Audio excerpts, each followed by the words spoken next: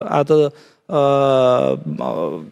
që është roli i presidentit, që në përgjithësi është me gjithë atë që ka patur, do thosh ja një aureol presidencia aktuale, si institucion, vetë presidenca është, nuk ka atë peshën e ekzekutivit.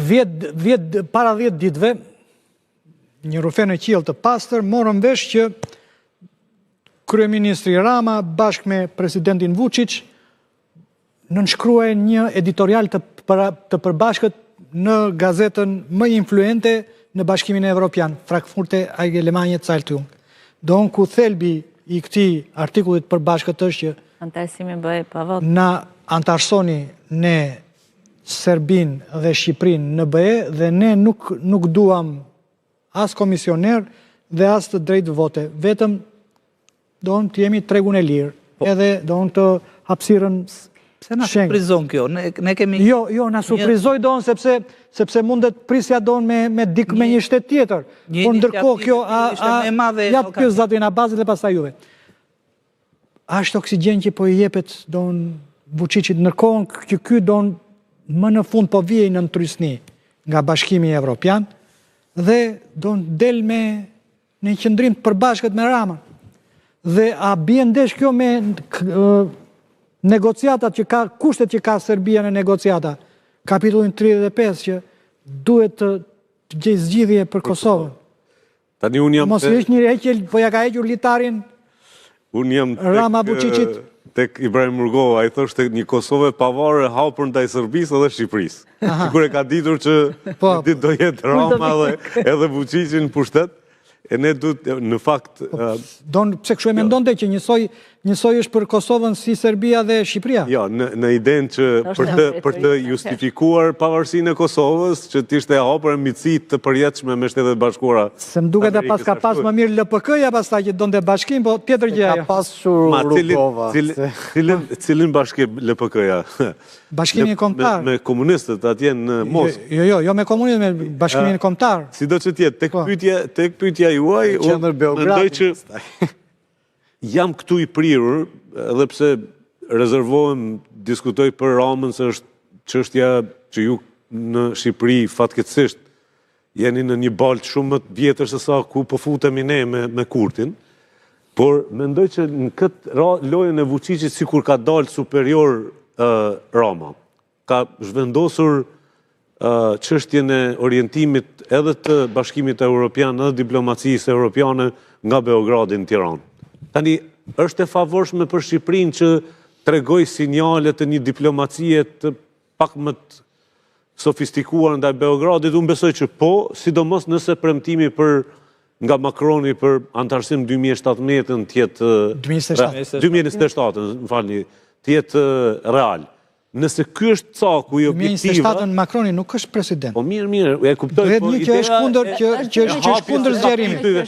Jordan Bardella quhet. Ai do të kryej kundër zgjerimit. Deri në qershor. Punën e kryerjes deri në maj.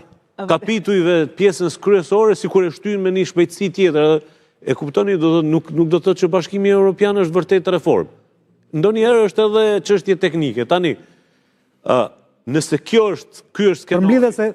Minutat e fundit do flasim vetë për tjerë. Ky është skenari që Rama ta mbajë në sqetull Vučićin, po e pranojmë edhe kështu siç është marrëdhënia mes tyre. Kam përshtypjen Rama ka një gjë tjetër. Rama tani dhe çdo kryeministër e di mirë se ka diçka që po lëviz në Bashkimin Evropian për antarësimin e këtyre vendeve. Pra Rama e ka dëgjuar këtë ide, e ka dëgjuar nga Gjermania, e ka dëgjuar nga Bashkimi Evropian që artikuloi dhe sot, dhe e di që ata po nxitojnë për të bërë një antarësim të tillë Ukraina, Moldavia, Shqipëria, Maqedonia, Malizi e të tjera. Dhe çfarë bën zoti Rama? Del në media ndërkombëtare dhe hedh si një ide të vetën dhe duket si strategu i madh. Por në këtë rast edhe unë jam me zotin Abazi, në qoftë se është kjo që Serbia do të antarësohet në Bashkimin Evropian, Serbia ka një kusht që duhet njohë Kosovën, e nëse do ta njohë Kosovën dhe të antarësohet në Bashkimin Evropian, nuk ka asgjë të keq. Me këtë realitet të ri, me këtë realitet të ri, ai do të antarësohet bashkë me Kosovën.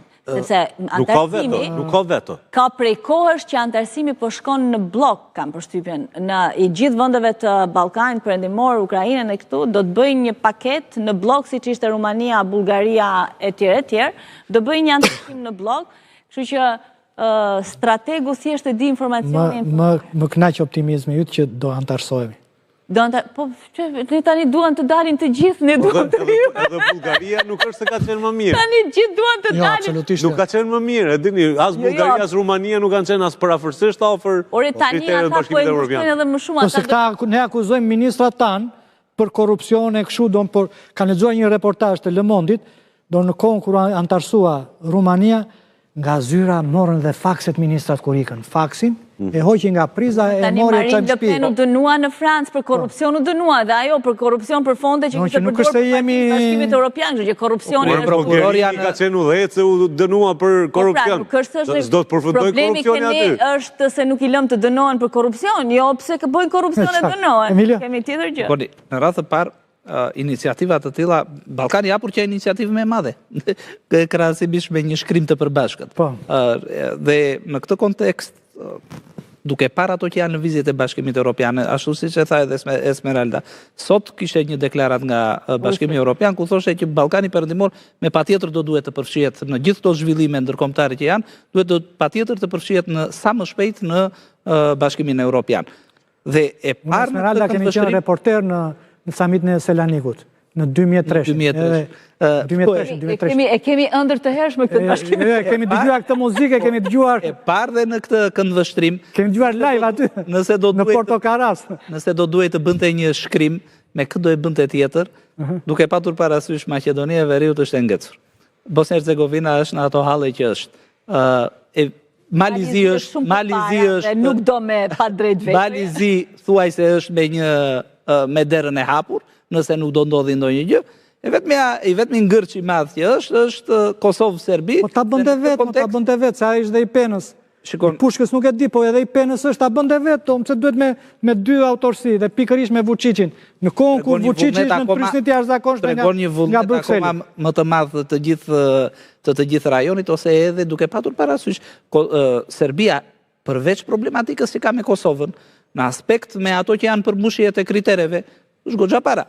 Kështu që duhet parë edhe ky aspekt teknik në çështje me Bashkimin Evropian. Tani zoti Babaramo, një prej arsyeve që Rama duhet shpjegonte në atë letër ishte edhe marrëdhënia me Kosovën, se si do e zgjidhte Serbia. Për sa kohë ai nuk e përcaktonte aty, duket si një papërsi që i bëhet Kosovës. E dyta lidhet me faktin që edhe Serbia ka po të njëjtë probleme që ka Shqipëria me drejtësinë. Edhe neve na duket e pa kuptim tashmë, sepse vërtet zoti Rama kërkon të përfitoj, do të them marketing politik, por është e pa mundur ajo që kërkon realisht zoti Rama, duke qenë se Bashkimi Evropian ka disa standarde që qoftë Serbia, qoftë edhe Shqipëria duhet i plotësojnë për të bërë pjesë e saj. Dhe deri në këto momente thjesht më duket një truk mediatik që përdor edhe Vučić, por edhe Rama për zhvendosur vëmendjen nga ajo se çfarë po ndodh realisht në vendet e tyre respektive. Okej, falenderoj.